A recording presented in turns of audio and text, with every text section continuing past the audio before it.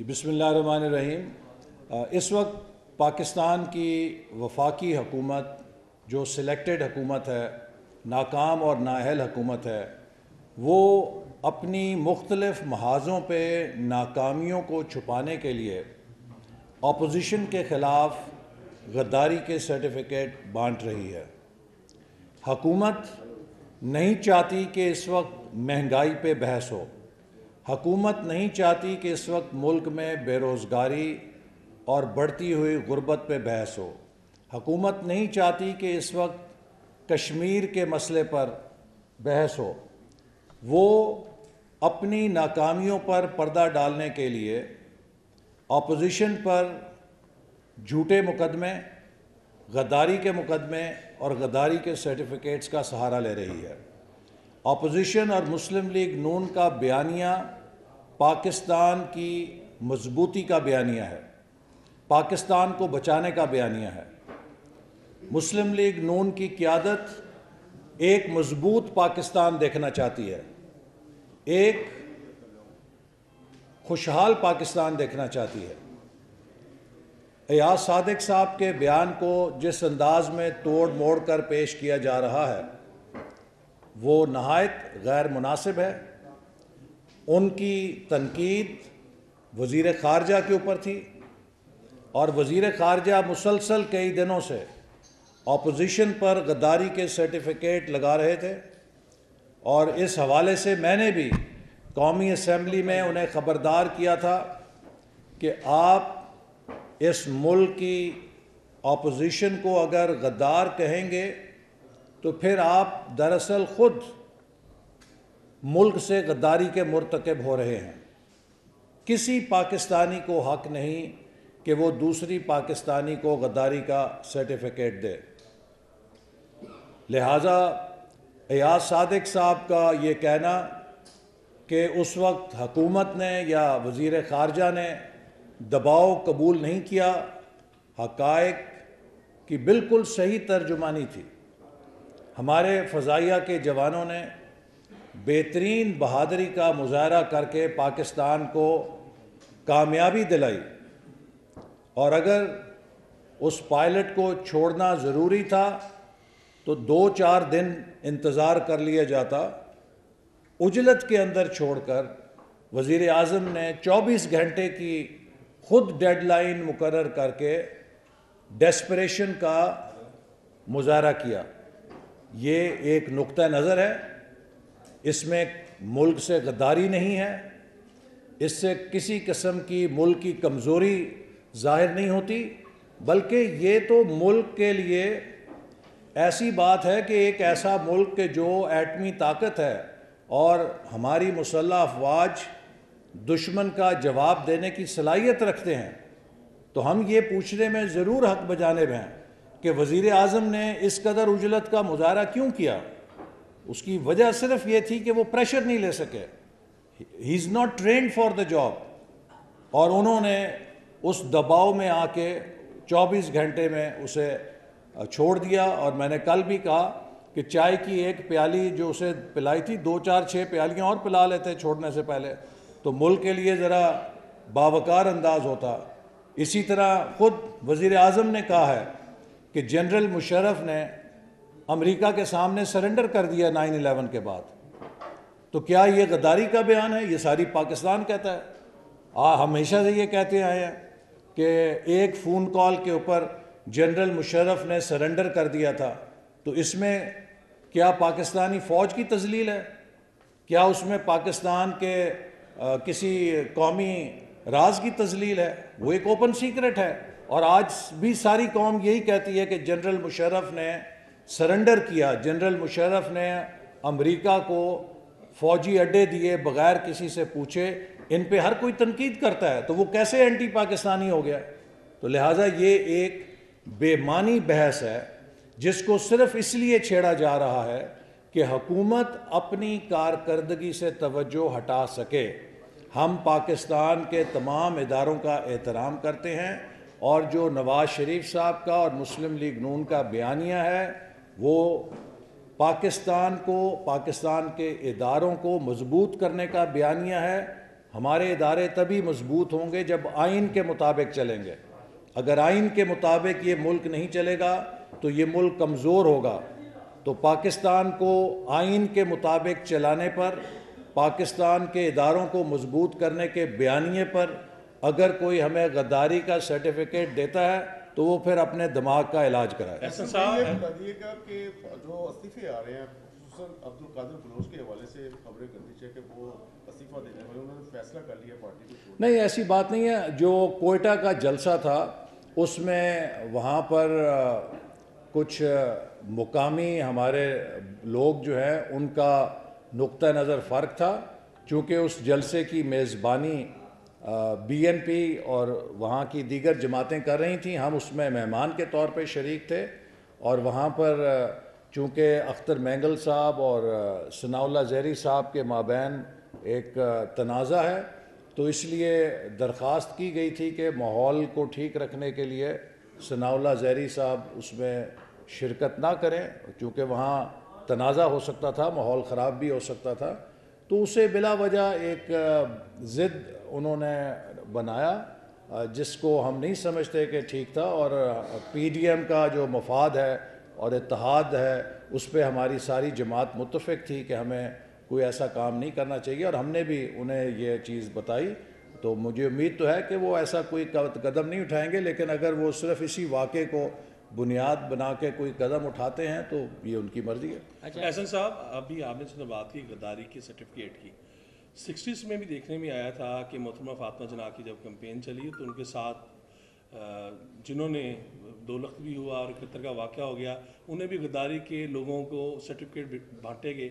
آج بھی کچھ حالات اسی طرح لگ رہے ہیں کہ ایک جماعت اور بلکہ 11 جماعتوں کو غدار کہا جا رہا ہے. میں سوال یہ ہے، غدار کہا جا رہا ہے، تو آپ کیا دیکھ رہے ہیں کہ کیا پنجاب یا ان صوبائیت کو فروغ دینے کی طرف کون کوشش کر رہا ہے؟ میں سمجھتا ہوں سرٹیفکیٹ دینے والے ہیں کون؟ مجھے افسوس سے کہنا پڑتا ہے کہ اس وقت ملک کی بھاگ دوڑ جن ہاتھوں میں ہے وہ نہایت کم عقل بھی ہیں، اممیچیور بھی ہیں، اور صرف اپنے سیاسی مقاصد کے لیے وہ ملک کو انارکی کی طرف دھکیل رہے ہیں.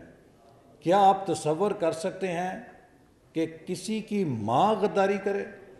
پاکستان مسلم لیگ نون پاکستان کی ماں ہے. یہ قائد اعظم محمد علی جناح کی جماعت ہے. اگر پاکستان کے اندر مسلم لیگ غدار ہو جائے گی تو پھر پاکستان میں بچے گا کیا؟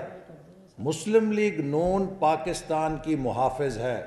مسلم لیگ نون پاکستان کے آئین کی محافظ ہے، اور مسلم لیگ نون جیسا ملک کے اندر ترقیاتی ریکارڈ کسی جماعت کا نہیں ہے.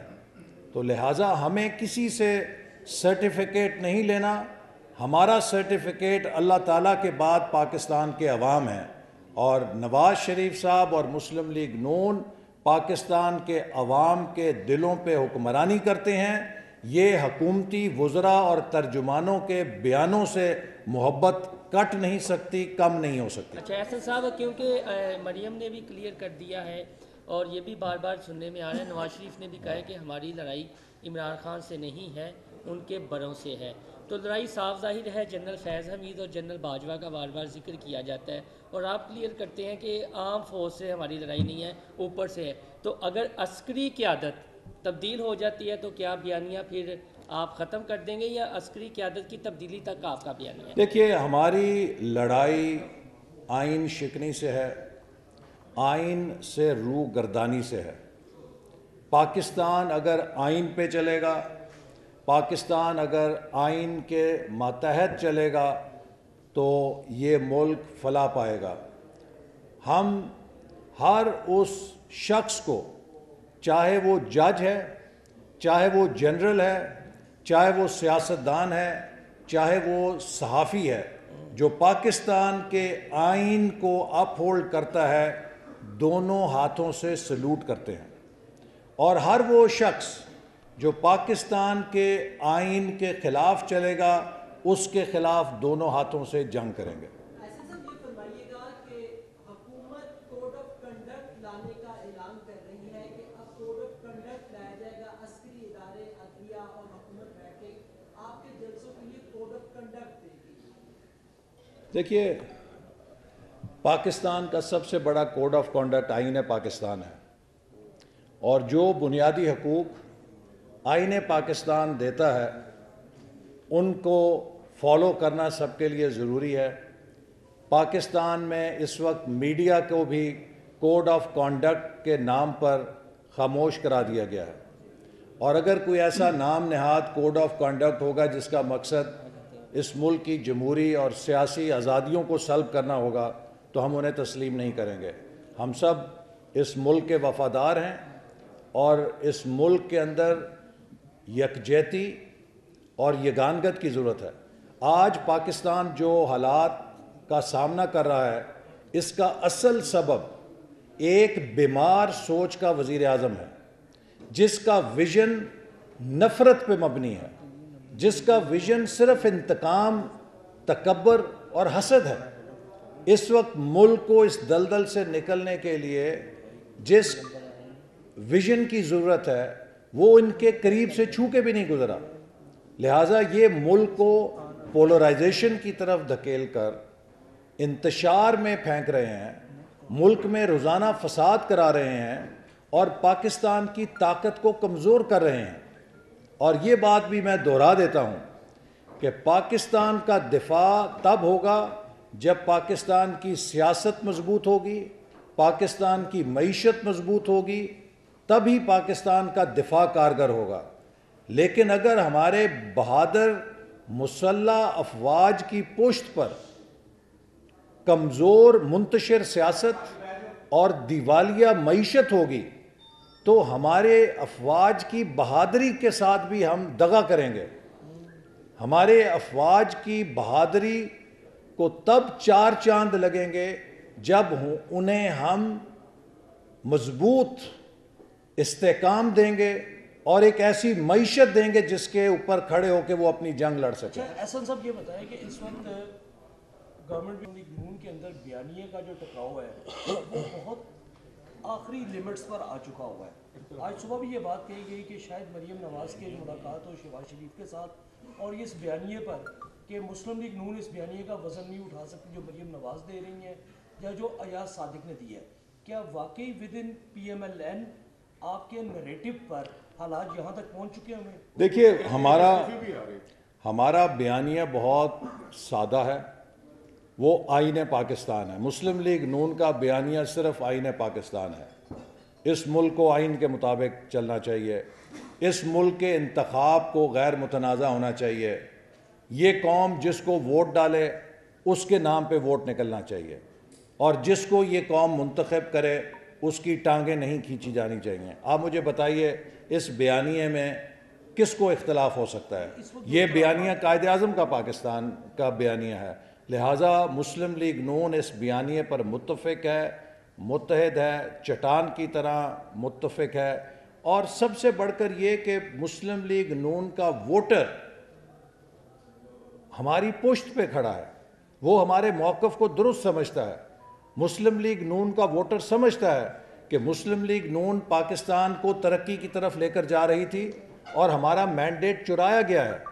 ہمارا مینڈیٹ نہیں چرایا گیا بلکہ پاکستان کا مستقبل چرایا گیا ہے، پاکستان کا مستقبل چھینا گیا ہے پاکستان کے عوام سے، لہٰذا لوگ اس زیادتی کا مداوع چاہتے ہیں اور وہ مسلم لیگ نون کے ساتھ کھڑے ہیں، اور یہ سرکاری ترجمانوں کی پریس کانفرنسیں ہمارا ووٹ بینک ڈسٹرب نہیں کر سکتی۔ بہت شکریہ۔ بلوچ صاحب کا بھی آخری میں دیکھیے سیاست تو ہم کر رہے ہیں، حکومت بغاوت کر رہی ہے۔ حکومت اپنی ناکامیوں کو چھپانے کے لیے قومی اداروں کو اپنی سیاست میں جھونک رہی ہے، یہ بغاوت ہے۔